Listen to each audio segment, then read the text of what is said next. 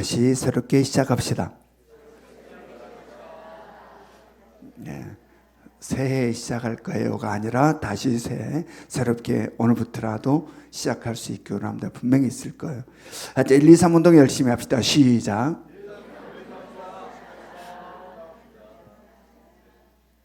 네. 1, 2, 3 운동. 여러분들 힘들었습니까? 즐거웠습니까? 예, 우리의 연약함을 자꾸 이렇게 격려해 주는 거, 늘 내 하고 싶은 데 두면 점점점 처집니다. 우리의 그 본성이 그래요. 예, 서 있다면 앉고 싶고, 앉고 싶으면 눕고 싶고, 눕고 싶으면 자고 싶고, 이게 우리들의 인생의 본능이에요. 늘 우리를 격려하고 이렇게 세우고, 그것이 우리를 살리는 것이다. 1, 2, 3 운동, 다음 한 주간 우리 모든 셀에서 함께 멋지게 마무리를 지었으면 좋겠습니다. 오늘은 전적인 하나님의 은혜로 2022년 1월 첫 주일에 시작된 요한계시록 말씀이 마지막으로 선포되는 주일입니다. 오늘 말씀이 요한계시록 말씀의 마지막 선포되는 그런 주일입니다. 2년 동안 우리는 요한계시록 말씀을 통하여서 하나님의 구원의 역사가 어떠한지를 선명하게 볼 수 있었습니다. 각 개인의 구속의 역사가 어떠한지, 우주적인 구원의 역사가 어떠한지, 우리가 개인이 죽음을 맞이하는 다음의 세계는 어떻게 펼쳐질 것인지, 우리 죽음 다음은 과연 어떻게 되는 것일까에 대하여서, 그리고 또 현 우주가 종말을 맞이한 다음의 세계는 어떠한지, 그리고 그 다음에 펼쳐지는 새하늘과 새 땅, 거룩한 성 새 예루살렘도 어떠한지, 우리가 영원히 살아간다고 하는 천국에서의 생활은 어떻게 살아가게 되고, 그곳에서 생활이란 어떠한 삶인가에 대하여서 우리는 요한계시록 말씀을 통하여서 분명하고 명확하게 우리는 깨닫고 알게 되었습니다. 그러므로 지금 이러한 우리들을 향하여서 성경은 어떠한 말씀을 합니까? 자, 2년 동안에 우리에게 이러한 일이 있었습니다. 자, 그렇다면 이러한 우리들에게 성경은 뭐라고 말씀하는가? 우리 같이 말씀 봅니다. 계시록 1장 3절 말씀, 계시록 1장 3절 같이 읽습니다. 시작. 이 예언의 말씀을 읽는 자와 듣는 자와 그 가운데 기록한 것을 지키는 자는 복이 있나니 때가 가까움이라. 아멘. 자, 이 예언의 말씀을 읽는 자, 듣는 자, 지키는 자가 어떠하다는 겁니까? 복이 있다. 아멘. 그러면 우리는 이 예언의 말씀인 요한계시록 말씀을 읽었고 들었습니다. 그러므로 읽고 들은 그대로 믿음으로 지켜 살아갈 수 있기 원합니다. 아멘.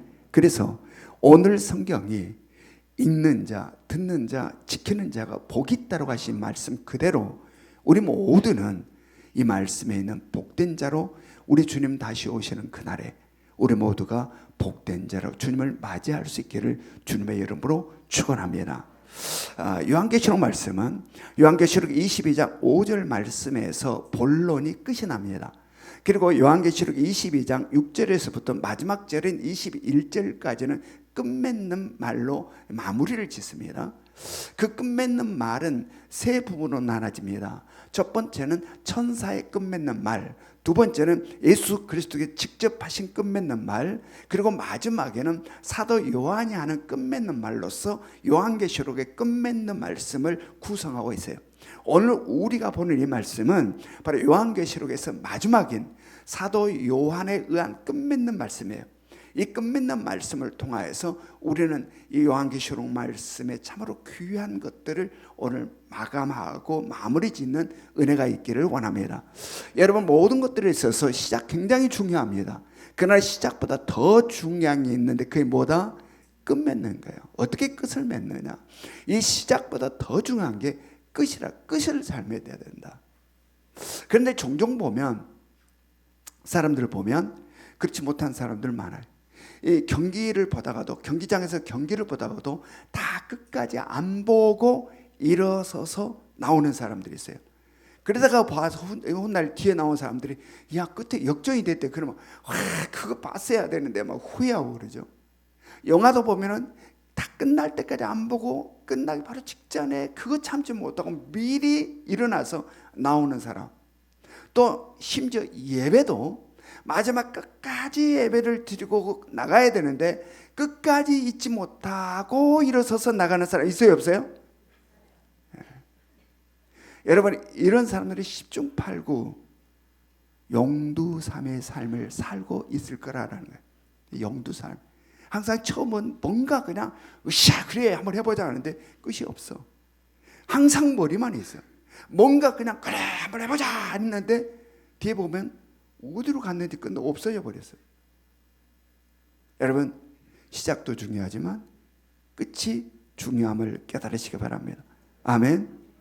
자, 그러므로 오늘 마지막 선포되는 말씀 더욱더 귀를 기울여서 이 요한계시록 말씀의 마무리가 끝이 성경은 어떻게 끝을 맺고 있고 마무리를 하고 있는지를 우리가 귀하게 마음에 새기는 시간이 되었으면 좋겠습니다. 자, 계시록 22장 17절 말씀, 계시록 22장 17절 말씀 우리 같이 읽습니다. 시작. 성령과 신부가 말씀하시기를 오라 하시는도다. 듣는 자도 오라 할 것이요 목마른 자도 올 것이요 또 원하는 자는 값없이 생명수를 받으라 하시더라. 아멘. 자, 성령과 신부가 말씀하시기를 이렇게 시작합니다. 성령과 신부. 여기서 신부는 누구를 말할까요? 지금 요한계시록을 2년 동안이나 공부하는 우리 예명교회 성도들로서는 이러한 질문은 비웃어지죠. 신부는 누구를 말할까요? 교회를 말하죠. 바로 우리들을 이야기합니다. 우리들. 그러므로 이 본문 말씀은 뭐가 되는 거예요? 성령과 교회가 말씀하시기를 이 되는 거죠. 교회, 성령과 교회가 말씀하시기를. 자, 여기서 우리는 성령과 교회와의 관계를 알아야 된다. 자, 요한계시록 말씀에 처음 시작되는 부분에 있어서 어떤 말씀이 있었습니까? 주님께서는 오고 오는 모든 세대의 교회들을 대표한 소아시아 7교회를 향하여서 여러 가지 말씀들을 주님께서 쭉 했습니다. 그 7교회 모두에게 공이 똑같이 하신 말씀들이 있었는데 그 중에 어떠한 말씀이 있었냐면 성령이 교회들에게 하신 말씀을 들을지어다. 아멘. 이 말씀을 모든 교회 7개 모든 교회들에게 했어요. 성령이 교회들에게 하신 말씀을 들을지어다. 따라서 교회는 누구의 말씀을 들어야 된다? 성령의 말씀을 들어야 된다. 교회는 성령께서 말씀하신 성령의 말씀을 들어야 된다. 그리고 성령은 바로 교회에게 말씀을 들려주시고 가르쳐주시고 알게 해주시고 깨닫게 해주시고 믿게 해주신다. 그리고 교회는 그렇게 성령을 통해서 말씀을 듣고 깨닫고 믿은 바를 또다시 뭘 해야 된다? 전파해야 한다. 아멘. 바로 이것이 성령과 교회와의 관계다라는 이야기입니다. 따라서 오늘 우리가 읽은 본문 말씀은 그러므로 어떻게 우리가 다시 풀어 해석할 수 있냐면 성령이 신부 즉 교회를 통하여 말씀하시기를 오라 하시는도다. 듣는 자도 오라 할 것이요 목마른 자도 올 것이요 또 원하는 자는 값없이 생명수를 받으라 하시더라가 되는 거예요. 자, 교회는 성령을 통해서 말씀을 듣고 그 말씀을 들은 교회는 어떠해야 된다? 다시 전파해야 한다. 아멘. 이것이 바로 교회인 우리에게 주어진 사명이다. 교회인 우리들에게 주어진 사명이에요. 그리고 교회인 우리들이 이 사명을 온전히 감당할 때에 복음은 어디까지 전파된다? 땅 끝까지 전파가 되게 된다. 그리고 이 땅을 회복하시고 구원하시려는 하나님의 구원의 역사는 바로 이것을 통하여서 어떻게 성취되고 이루어져 간다. 아멘. 그러므로 하나님의 구원의 역사에 있어서 이 교회가 어떠한 위치에 있는지 또 다시 구체적으로 내가 어떠한 위치에 있는지를 오늘 말씀을 통해서 명확하게 내 위치를 찾을 수 있기를 원합니다. 아멘.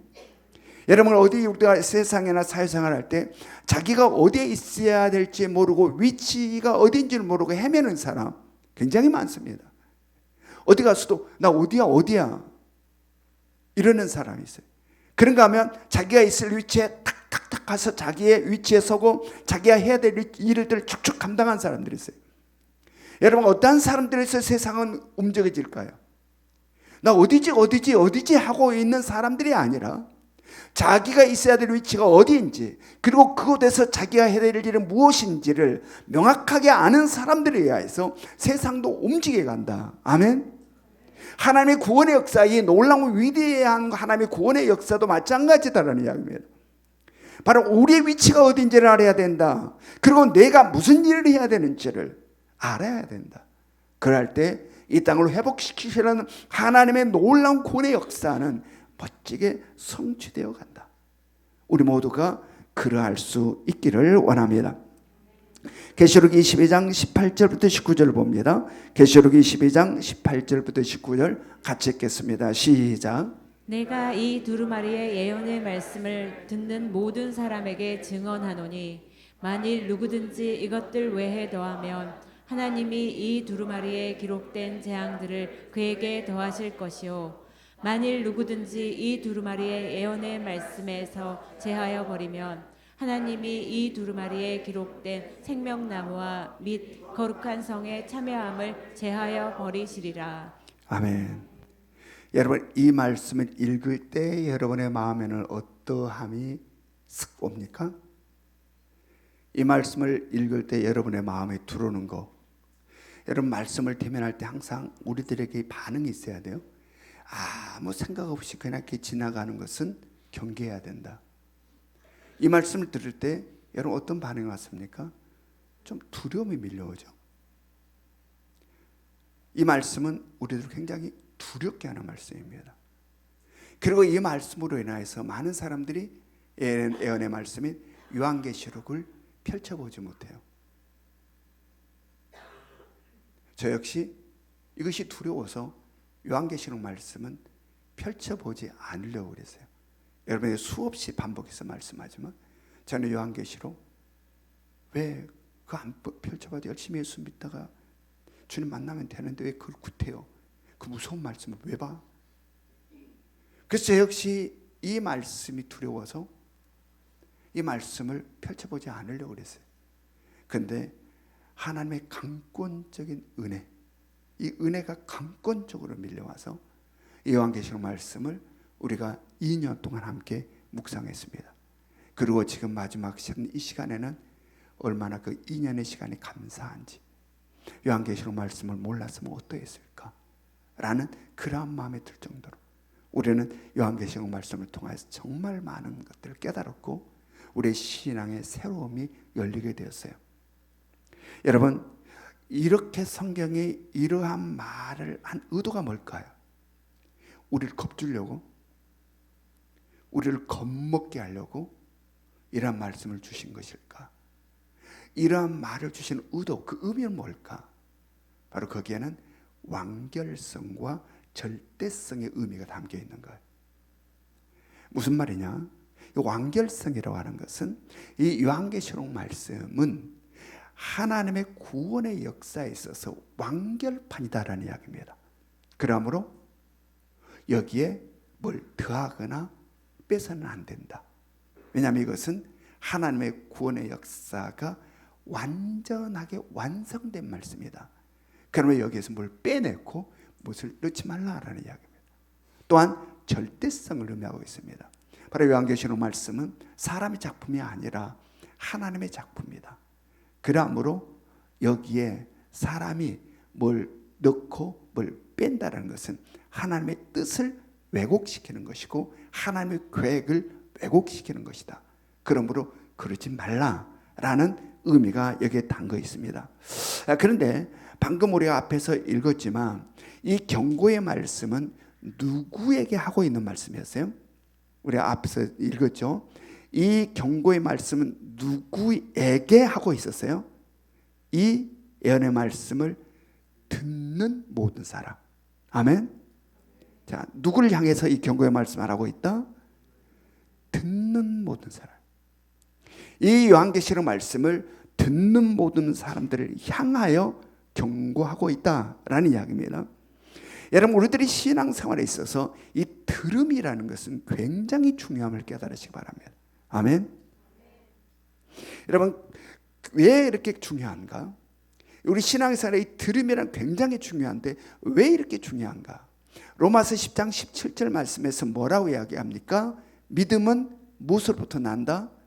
들음으로부터 난다. 믿음은 들음으로부터 난다라는 이야기입니다. 그러므로 잘못 들으면 믿음이 어떻게 된다? 잘못된다. 믿음이 잘못되면 어떻게 된다? 구원을 받지 못한다라는 이야기입니다.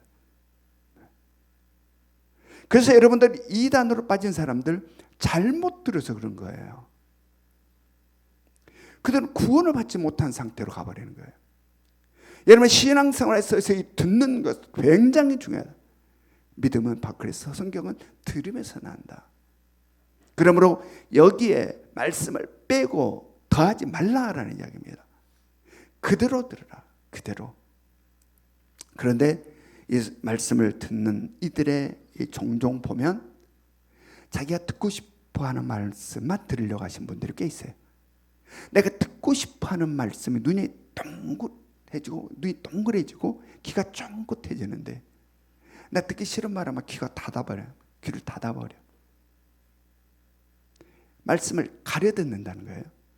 자, 여기에는 뭐가 작동하고 있는 거예요? 정말 내가 듣고 싶은 말은 듣고 듣기 싫은 말은 딱 귀를 닫아버린다. 이게 뭐가 작동하는 현상이에요? 내가 작동하고 있는 거예요. 내가 주인 되어 말을 듣고 있는 거예요. 내가 주인 되어 말씀을 듣고 있는 거예요. 그래서 듣고 싶은 건 오케이. 듣기 싫은 듣기 싫어. 내가 주인 되어 있는 상태. 여러분 지난주에 말씀에서 내가 주인 되어 있는 상태는 어떤 상태라고 그랬습니까? 무엇에 사로잡혀 있는 상태? 어둠의 영, 사탄막에 사로잡혀 있는 상태. 나의 못난 자아를 부추겨서 나를 주인된 자리에 세우려고 하는 사탄막의 영향권 안에 있는 상태. 이게 내가 주인되어 있는 상태다. 여러분 그러므로 사탄마귀에게 사로잡혀 있는 상태 속에서는 하나님의 말씀이 될 수 없다라는 이야기입니다. 아멘. 내가 사탄마귀에 사로잡혀 있는 상태 속에서는 하나님의 말씀으로 올 수 없다. 올 수 없다.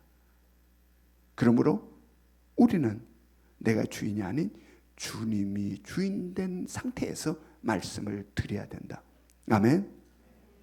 여러분 주님이 주인된 상태에서 말씀을 듣게 되면 어떠한 현상이 나타날까요? 자연스럽게 나타나는 현상이 있어요. 주님이 주인됨으로 말씀을 들을 때 나타나는 현상, 그것은 모든 말씀이 은혜로 다가온다. 아멘. 누가 말씀을 전하든지 그 말씀이 다 은혜로 또 다가오게 된다. 여러분 이렇게 될 때에 누가 가장 큰 수혜자가 되는 겁니까? 내 자신이. 모든 말씀이 은혜로 다가오는데 누가 말씀을 전해도 그것이 은혜로 다가오는데 누가 여기에서 가장 큰 수혜자가 되느냐? 내 자신이. 아멘. 여러분 그리고 이렇게 주님이 주인된 자로 말씀을 듣게 되는 이 상황은 영적으로 성령의 임재 가운데, 성령의 역사하심 가운데 듣는 거예요. 즉 내가 주인됨으로 세워지는 것은 사단의 역사지만 주님이 주인됨으로 세워지는 것은 성령의 역사다. 아멘. 그러므로 성령의 역사하신 가운데의 말씀을 들으면 뭐가 되는 거예요? 성령이 교회들에게 하신 말씀을 귀 있는 자로 듣는 것이 된다. 아멘. 귀 있는 자는 성령의 교회들에게 하신 말씀을 들을지어다라고 하신 바로 이렇게 성령 안에서 주님의 주인됨으로 말씀을 듣게 되면 성령의 교회들에게 하신 말씀을 귀 있는 자로 듣는 자가 된다. 아멘. 우리 모두가 그러한 은혜가 우리 가운데 있기를 원합니다. 계시록 22장 20절부터 21절, 계시록 22장 20절부터 21절 같이 읽습니다. 시작. 이것들을 증언하신 이가 이르시되 내가 진실로 속히 오리라 하시거늘 아멘. 주 예수여 오시옵소서. 주 예수의 은혜가 모든 자들에게 있을지어다. 아멘. 아멘. 자, 내가 속히 오리라라는 이 말씀, 우리가 앞서서 끝맺는 말, 요한계시록 말씀을 끝맺는 말씀에 있어서 앞에서 이 말씀 여러분 들었어요? 안 들었어요? 내가 속히 오리라. 몇 번 이 끝맺는 말에서 앞서 나왔습니까?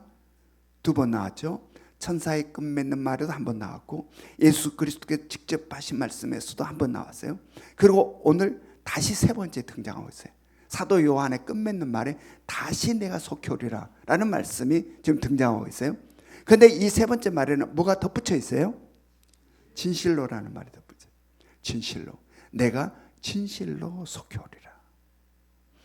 여러분, 예언의 말씀을 성령으로 감동되어서 사도 요한에 쭉 적어 나가면서 바로 이 말씀을 대면할 때 사도 요한이 처음으로 성령을 통하여서 주님의 음성을, 바로 이 음성, 내가 속히 오리라 라는 이 음성을 처음 들었을 때에 사도 요한의 마음이 어떠했을 것 같아요? 말할 수 없는 기쁨과 감동과 감격에 사로잡혔을 거예요. 왜냐하면 그때 상황이 어땠어요? 바로 이 시절의 상황, 로마 제국으로부터 교회는 어마어마한 박해와 핍박을 받고 있었어요. 사도 요한 당신도 지금 어떤 상태예요? 로마 제국에 체포되어 patmos섬에 유배되어 있는 상태예요.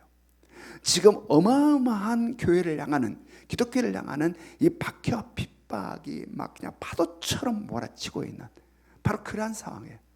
그 고난과 박해와 핍박 가운데서 주님께서 성령을 통해서 내가 속히 오리라 라는 말씀을 한 그 말씀을 사도 요한이 들었을 때는 말할 수 없는 기쁨과 감동과 감격에 사로잡혔을 거예요. 그 말씀에 사도 요한이 뭐라고 대답했습니까? 아멘, 주 예수여 오시옵소서. 바로 이렇게 대답한 사도 요한은 자기도 모르게 하염없는 눈물이 흘렀을 거예요. 그 기가 막힌 상황, 그 엄청난 박해와 핍박 가운데 patmos섬에 유배되어 있는, 그리고 지금 박해 가운데 있는 사랑하는 성도들, 그들을 생각하는 바울의 마음속에는 내가 속히 오리라는 그 음성을 듣고 하면 주 예수 오시옵소서라는 그 고백을 했을 때 자기도 모르게 하염없는 눈물이 흘렀을 것이다 라는 이야기. 흘렀을 것이다. 여러분, 이 주 예수여 오시옵소서라는 이것은 아람어로 마라나타예요. 마라나타. 이 마라나타라는 말은, 이 고백은 우리들도 종종 마라나타라는 말을 외치기도 하고 고백도 해요. 그러나 초대교회 성도들은 이것이 일상이었어요. 일상. 그래서 성만찬을 할 때도 기도문에 이 마라나타라는 말이 들어있어요. 그리고 서로 인사를 주고받을 때도, 성도끼리 인사를 할 때도 마라나타라는 인사를 했어요. 여러분, 여기에서 우리는 뭘 느낄 수 있어요? 그들의 목마름, 간절함, 갈망, 다시 주님 오시기를 향하는 그들의 애타는 마음, 그들의 목마른 타는 목마름을 우리는 그들의 일상에서 느낄 수 있다. 서로 인사하면서도 마라나타, 주 예수여, 아멘, 주 예수여 오시옵소서, 이 주 예수 오시옵소서 라는 이 단어를 늘 입에 달고 살았다. 주 예수여 오시옵소서, 주 예수여 오시옵소서. 여러분, 우리의 마라나타는 어떻습니까? 우리도 마라나타 하잖아요. 자, 우리들의 마라나타 외침과 우리들의 마라나타 고백은 어떻습니까? 바로 이런 갈망이 있는가? 초대교회 성도들과 같은 이런 타는 목마름이 있는가? 이런 갈망이 있는가? 이런 열망이 있는가? 이런 눈물이 마라나타 속에 있는가? 여러분, 우리들과 초대교회 성도들과 차이는 뭐가 있을까요? 그들은 마라나타 외침과 우리들은 마라나타 외침에는 차이가 있는 게 느껴지는데, 바로 이 차이는 무엇으로 인해서 생겨나는 차이일까? 그것은 바로 세상과의 관계라. 세상과 관계. 여러분, 우리는 세상과 참 많이 타협하며 살아가고 있어요. 세상과 적당히 많은 부분에서 타협하며 산다. 그래서 세상이 즐거울 때가 많아요. 세상에 신날 때가 많아요. 세상이 살만해요. 세상 재밌네. 우리들의 시선과 우리들의 관심과 우리들의 생각과 우리들의 마음과 우리들의 꿈과 꿈과 비전이 세상을 향하고 있는 것이 많다는 이야기입니다. 많다. 그러하게 세상과 이렇게 적당히 섞여서 사니 다시 오실 주님을 향하는 목마름이 그렇게 강렬하지 못하다. 그렇게 간절하지 못하다. 여러분, 이것은 우리가 주님 지금 오신다면 어떨까라고 생각해 보세요. 그러면 금방 알 수 있어요. 지금 와서 세상이 끝나버린다. 세상에 대한 미련이 우리 가운데 있음을 우리도 모르게 느낀단 말이에요. 그걸 좀 쉽게 우리가 지금 죽음을 맞이한다. 기쁨으로 주님을 향하여 달려갈 것 같습니까? 세상에 대한 미련이 마음속에 있을 것 같습니까? 주님 지금 오신다 했을 때 우리들의 마음이 어떨까? 세상에 대한 미련이 있을 것 같습니까? 없을 것 같습니까? 내가 죽음을 맞이할 때 세상에 대한 미련이 있을 것 같습니까? 없을 것 같습니까? 왜 이런 미련이 있을까? 세상에 대한 미련이 왜 있는 걸까? 세상과 섞임이 있기 때문에, 세상과 섞여 살아감이 있기 때문에 세상에 대한 미련이 있는 거죠. 그래서 우리는 초대교회 성도로 같이 마라나타에 대한 그러한 강렬한 목마름, 그러한 갈망이 없다라는 이야기입니다.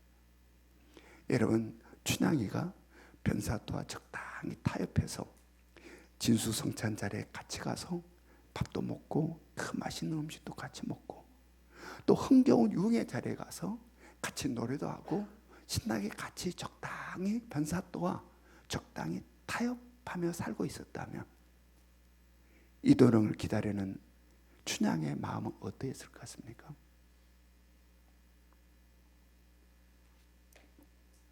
한번 상상해 보세요. 그 기다림이. 여러분, 다시 오실 주님을 기다리는 우리들의 마음 점검해 보시기 바랍니다. 마라나타 위치고는 있는데 다시 오실 주님을 기다리는 내 마음은 정말 어떤가? 초대교회 성도들은 참으로 많은 고난과 박해와 핍박을 받았습니다. 여러분, 왜 그들은 이러한 핍박과 고난과 박해를 받았을까요? 그들의 삶은 철저히 예수 그리스도 중심의 삶이었고 그들은 주님께서 명하신 그 명령, 자신들이 주어진 사명을 온전히 감당하는 삶을 살았어요. 그러므로 그들에게는 말할 수 없는 박해와 핍박과 고난이 있었다. 여러분, 스데반 집사가 왜 돌에 맞아 죽임을 당했습니까? 예수 그리스도를 전하고 복음을 전했기 때문에 죽임을 당했습니다. 초대교회 성도들이 왜 자신의 삶의 터인 예루살렘을 떠나야 했는지, 바울이 왜 그 엄청난 고난과 핍박과 박해를 받았는지, 왜 그렇게 됐는지, 왜 그런 고난을 받았고 고난의 삶을 살았고 박해를 받았고 핍박을 왜 받았는지. 여러분, 바울은요 지방 가문적으로 대단한 가문의 사람입니다. 그는 태어나면서도 로마 시민권을 갖고 태어났어요. 다른 사람은 중간에 막 돈을 넣고 뜯겨서 로마 시민권을 얻어보려고 몸부림쳐도 얻을까 말까. 그런데 이 가문은 태어나면서부터 로마 시민권을 갖는 가문이었어요. 그의 학벌 대단했습니다. 그의 능력, 그의 열정 대단한 사람이었어요. 그래서 바울이 세상과 적당히 타협했다면 세상에서 성공한 사람으로 사람들의 부러움을 받으며 살았을 것입니다. 그런데 그가 왜 이렇게 힘들고 고통스러운 삶을 살게 되었는가? 그의 고백을 한번 들어볼 수 있기를 원합니다. 빌립보서 3장 7절부터 9절. 빌립보서 3장 7절부터 9절 같이 읽습니다. 시작.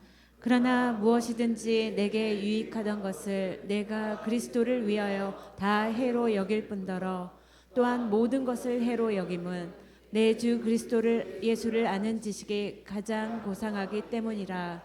내가 그를 위하여 모든 것을 잃어버리고 배설물로 여김은 그리스도를 얻고 그 안에서 발견되려 함이니 내가 가진 의는 율법에서 난 것이 아니요 오직 그리스도를 믿음으로 말미암은 것이니 곧 믿음으로 하나님께로부터 난 의라. 아멘. 바울은 진리를 알고 난 다음 진리 되신 예수 그리스도, 오직 진리 되신 예수 그리스도로만 살았다는 거예요. 이것이 진리임을 알고 다른 것에 눈을 돌리지 않았다. 오직 진리 되신 예수 그리스도로만 살았다. 그리고 바로 주님이 명하신 명령, 자신에게 주어진 사명을 충성스럽게 감당하며 살았다. 그러므로 그에게는 밀려온 게 이런 고통이었다라는 이야기입니다. 그는 철저히 잠깐 살아가는, 나그네로 살아가는 이 세상 것 바라보지 않고 영원히 살아갈 우리들의 본향인 바로 새하늘과 새 땅, 거룩한 성 새 예루살렘만을 바라보며 살았다. 세상의 시선 빼앗기지 않고, 세상 마음 빼앗기지 않고, 세상 잠깐 지나가는 이것들에 흐트러지지 않고, 오직 주님께서 주시는 그 사명 붙잡고 영광스러운 그 나라, 새하늘과 새 땅, 거룩한 성 새 예루살렘, 영원히 살아갈 그곳을 바라보며 살았다. 그러기에 그의 삶에는 이러한 박해와 고난과 핍박이 있었다. 바로 그러한 삶을 살아가는 자들에게 주님은 뭐라고 말씀하시는지 우리가 말씀을 통해서 한번 들어봅니다. 주님의 말씀을 들어봅니다. 마태복음 5장 11절부터 12절, 마태복음 5장 11절부터 12절 같이 읽습니다. 시작. 나로 말미암아 너희를 욕하고 박해하고 거짓으로 너희를 거슬러 모든 악한 말을 할 때에는 너희에게 복이 있나니 기뻐하고 즐거워하라. 하늘에서 너희의 상이 큼이라. 너희 전에 있던 선지자들도 이같이 박해하였느니라. 아멘. 이게 주님이 하신 말씀이에요. 이 말씀을 그대로 믿었던 사도들 어떻게 살았을까? 우리 사도행전을 통해서 그들의 모습을 한번 봅니다. 사도행전 5장 40절부터 42절, 사도행전 5장 40절부터 42절 같이 읽습니다. 시작. 그들이 옳게 여겨 사도들을 불러들여 채찍질하며 예수의 이름으로 말하는 것을 금하고 놓으니 사도들은 그 이름을 위하여 능욕받는 일에 합당한 자로 여기심을 기뻐하면서 공회 앞을 떠나니라.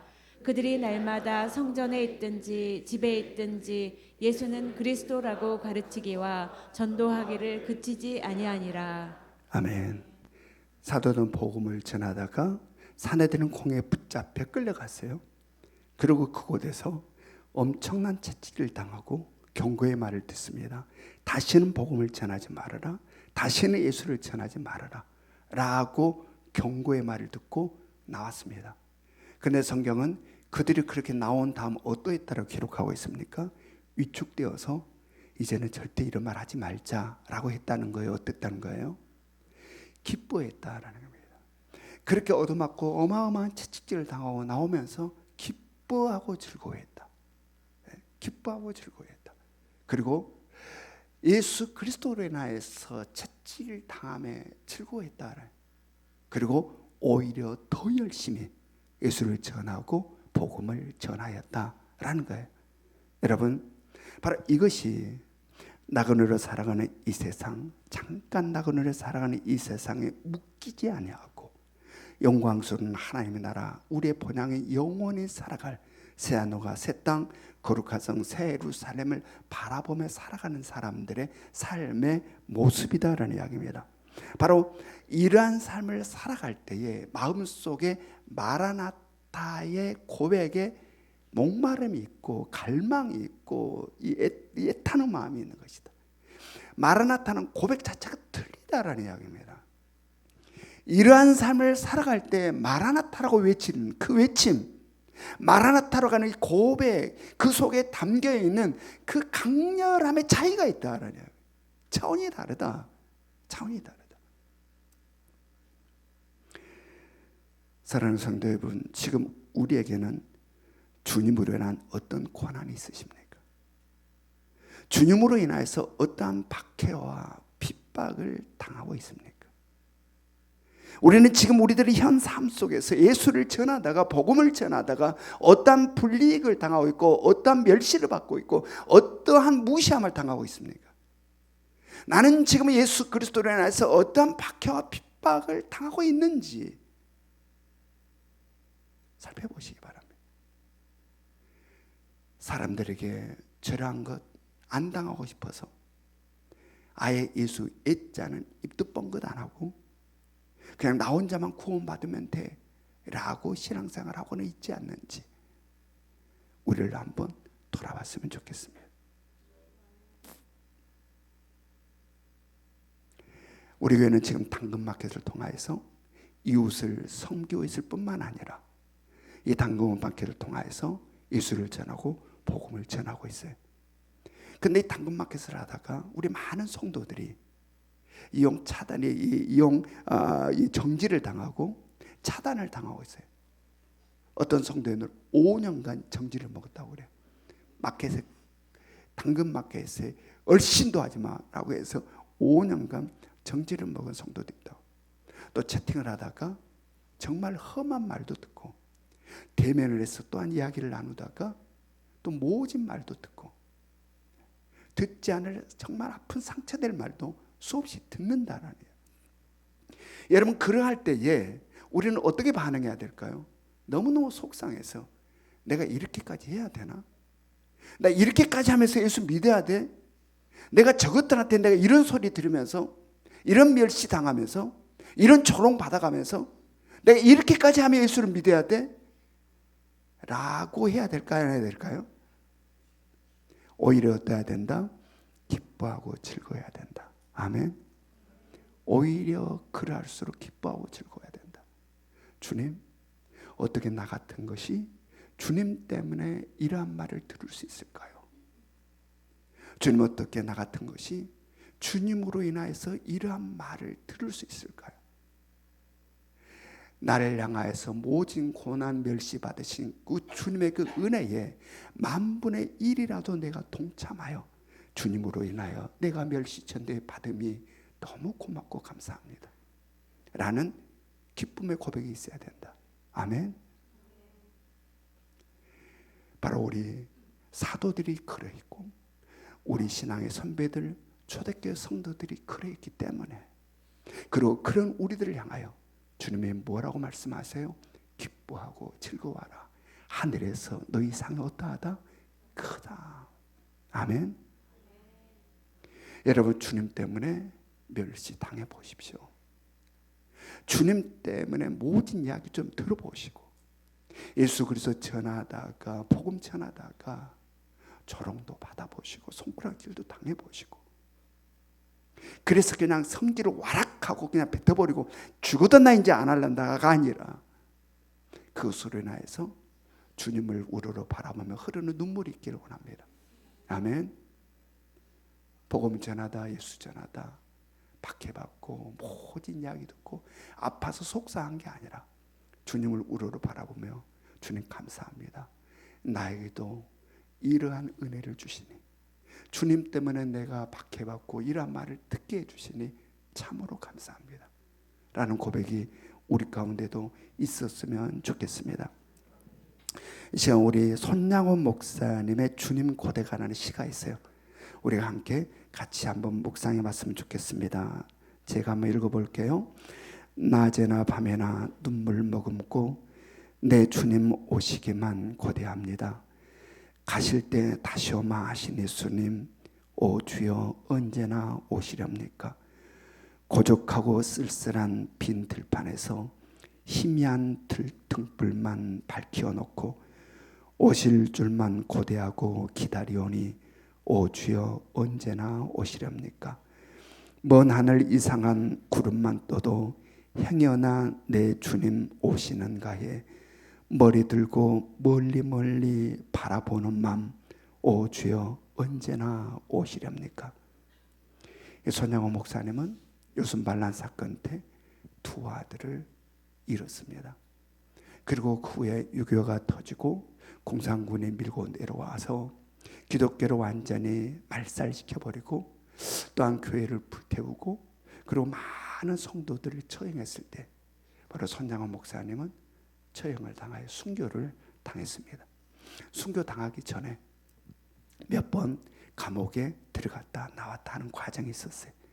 그 과정에 감옥에 갇혔을 때 감옥에 나 있는 조그만한 이 창틀 사이에 이 창살 사이로 파란 하늘이 이 감옥에 갇혔을 때 보였는데 그 창살 사이로 파란 하늘 가운데 어떨 때 구름이 이상한 구름이 지나가면 우리 주님 오신가 싶어서 고개 들고 멀리 바라보았다라는 겁니다. 여러분, 주님을 기다리는 우리들의 마음은 어떠하십니까? 다시 오실 주님을 기다리는 우리들의 마음은 어떠한가? 우리가 외치고 있고 고백하는 이 마라나타라는 이 고백, 여기에 우리들의 목마름은 어떠한가? 우리의 갈망은 어떠한가? 여기에 진정 우리의 눈물이 담겨 있는가? 여러분, 우리들의 마라나타에도 사도들과 같은, 초대교회 성도들과 같은 그러한 목마름, 그러한 갈망, 눈물이 담겨 있기를 주님의 이름으로 축원합니다. 우리 적용질문 같이 읽습니다. 적용질문 1번 시작. 계시록 말씀을 통하여 어떠한 변화가 있었습니까? 2번 시작. 말씀을 들을 때에 말씀 그대로 듣고 있습니까? 아니면 나의 생각으로 빼거나 더하거나 뒤틀고 있습니까? 3번 시작. 나의 마라나타의 목마름과 갈망은 어느 정도이십니까?